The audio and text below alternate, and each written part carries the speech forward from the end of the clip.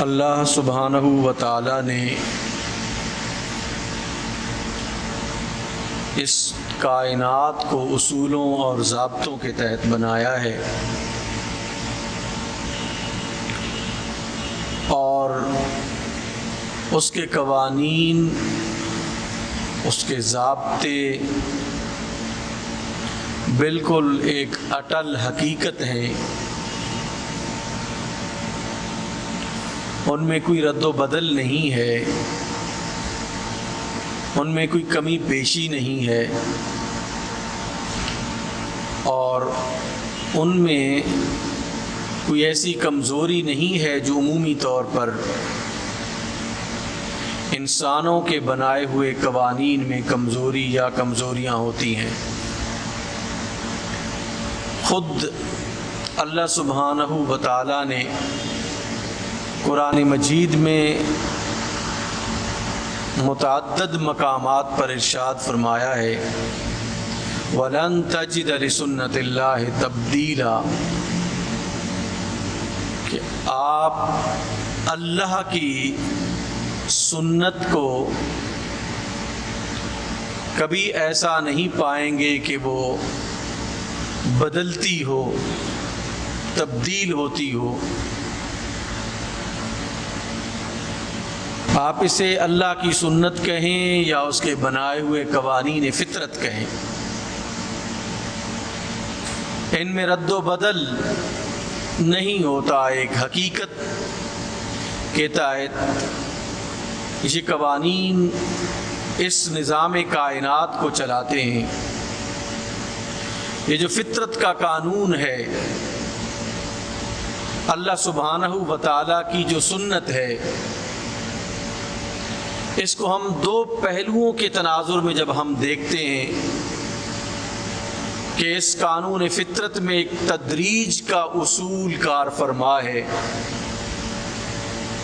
اور ایک مقررہ وقت کا کنسپٹ جو ہے اس میں کار فرما ہے، کہ اللہ سبحانہ و تعالی نے ہر کام کو تدریجاً فرمایا ہے، حالانکہ اس ذات بے مثال کو یہ طاقت حاصل تھی کہ وہ تمام کائنات کی چیزوں کو اگر لفظ کن کی طاقت سے بناتا تو وہ بنا سکتا تھا، لیکن اس کے باوجود اس نے ارشاد فرمایا کہ ہم نے اس کائنات کو 6 دنوں میں 7 دنوں میں تخلیق کیا ہے۔ آسمانوں کو 7 آسمانوں کو 6 دنوں میں، زمین کو 6 دنوں میں، وغیرہ وغیرہ جتنی بھی چیزیں ہیں، اللہ سبحانہ و تعالی نے فرمایا کہ ہم نے ان چیزوں کو 6 دنوں میں تخلیق فرمایا ہے۔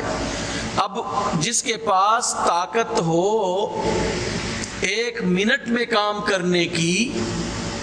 وہ خود فرما رہا ہے کہ میں نے ان تمام چیزوں کو 6 دن کے اندر تخلیق فرمایا۔ مطلب یہ ہے کہ تدریجاً حالات و واقعات کے مطابق اللہ سبحانہ و تعالی نے ان تمام چیزوں کو تخلیق فرمایا ہے۔ اب جب ہم یہ بات کہتے ہیں کہ اللہ سبحانہ و تعالی نے اس کائنات کو 6 دنوں میں تخلیق فرمایا ہے، تو فوراً ہمارے ذہن میں وہ دن جو ہمارا دن ہے، جو شروع ہوتا ہے طلوع آفتاب سے اور جس کا اختتام ہوتا ہے غروب آفتاب تک، ہم اس دن کی طرف چلے جاتے ہیں کہ یہ دن مراد ہے۔ یاد رکھیے کہ یہ دن مراد نہیں ہے، اس لیے کہ جب اس کائنات کو تخلیق کیا گیا اس وقت تو سورج بھی نہیں تھا، اس وقت زمین نہیں تھی، آسمان نہیں تھا، اس وجہ سے اس کی ذات کے لائق، اس کے علم کے مطابق جیسا دن تھا، اس سے وہ دن مراد ہے، نہ کہ ہمارے سورج کے طلوع اور غروب ہونے والا دن مراد ہے۔ اس وجہ سے جب یہ اللہ سبحانہ و تعالیٰ نے فرمایا کہ ہم نے ان چیزوں کو 6 دنوں میں تخلیق فرمایا ہے، تو آپ یوں سمجھیے کہ اللہ سبحانہ و تعالیٰ فرما رہا ہے کہ ہم نے اس کائنات کو 6 مرحلوں میں جو ہے وہ پیدا فرمایا ہے۔ ہم نے ان تمام اشیاء کو 6 مرحلوں میں اور 6 زمانی ادوار میں پیدا فرمایا ہے۔ ایک زمانہ گزرا، پھر دوسرا زمانہ گزرا، پھر تیسرا زمانہ گزرا، پھر چوتھا، پھر 5واں اور پھر 6واں۔ اس انداز سے اللہ سبحانہ و تعالیٰ فرما رہا ہے کہ ہم نے ان تمام چیزوں کو 6 دنوں میں پیدا فرمایا۔ یہ ہے تدریج کا قانون جو اللہ سبحانہ و تعالیٰ نے اس پوری کائنات میں رائج فرمایا ہے۔ ورنہ اگر وہ فرما دیتا، اللہ سبحانہ و تعالیٰ نے جن امور کو لفظ کن سے پیدا کیا ہے وہ لفظ کن سے پیدا ہوئے۔ اللہ فرماتا اذا اراد شیئا ان یقول له کن فیکون، کہ ہم جب بھی کسی چیز کا ارادہ کرتے ہیں اور کہتے ہیں کہ ہو جا تو وہ ہو جاتی ہے۔ لیکن اللہ سبحانہ و تعالیٰ نے ان چیزوں میں تدریج کا قانون اور تدریج کا جو اصول ہے اس کو اپنا کر انسانوں کے لیے بہت آسانیاں پیدا فرما دی۔ اب اگر وہ شخص جو قرآن مجید کے نزول کو دیکھتا ہے، اب قرآن مجید کا جو نزول ہے، اگر اللہ سبحانہ و تعالی 1 منٹ میں پورے قرآن کو، 1 گھڑی میں پورے قرآن کو اتار دیتا تو اس کے لیے کیا مشکل تھا؟ اس کے لیے کوئی مشکل نہیں تھا کہ وہ پورے قرآن کو جو ہے وہ لفظ کن کے ذریعے سے جو ہے وہ رسول اللہ کے قلب اطہر پر اتار دیتا، اور اس قلب اطہر کو اس طرح مضبوط فرما دیتا کہ یہ قلب اطہر پورے قرآن کو یک بارگی جو ہے وہ سما سکے اپنے اندر۔ اس کے لیے کوئی مشکل نہیں تھا، لیکن اللہ سبحانہ و تعالی نے آہستہ آہستہ تدریجاً مرحلہ وار قرآن مجید کو اتارا ہے۔ سب سے پہلے اللہ سبحانہ و تعالی نے توحید کی آیات کو نازل فرمایا، اللہ کو ایک ماننے کی آیات کو نازل فرمایا۔ اس کے بعد پھر اللہ سبحانہ و تعالی نے جنت اور جہنم کے حوالے سے اللہ سبحانہ و تعالی نے آیات کو نازل فرمایا۔ ذرا دیکھیے کہ سٹائل کیا ہے، تدریج کا مرحلہ وار کس انداز سے اللہ سبحانہ و تعالی نے قرآن مجید کو 23 سال کم و بیش عرصے میں جو ہے وہ تدریجاً نازل فرمایا۔ تو یہ تدریج کا جو اصول ہے، اس تدریج کے اصول میں اللہ سبحانہ و تعالی نے قرآن مجید میں اس کائنات کی تخلیق میں اس کو اپنایا ہے۔ تو قرآن مجید کی بات میں عرض کر رہا ہوں کہ قرآن مجید کو اللہ سبحانہ و تعالی نے اس انداز سے اتارا کہ جس معاشرے میں شرک اور جس معاشرے میں بہت سارے خداؤں کی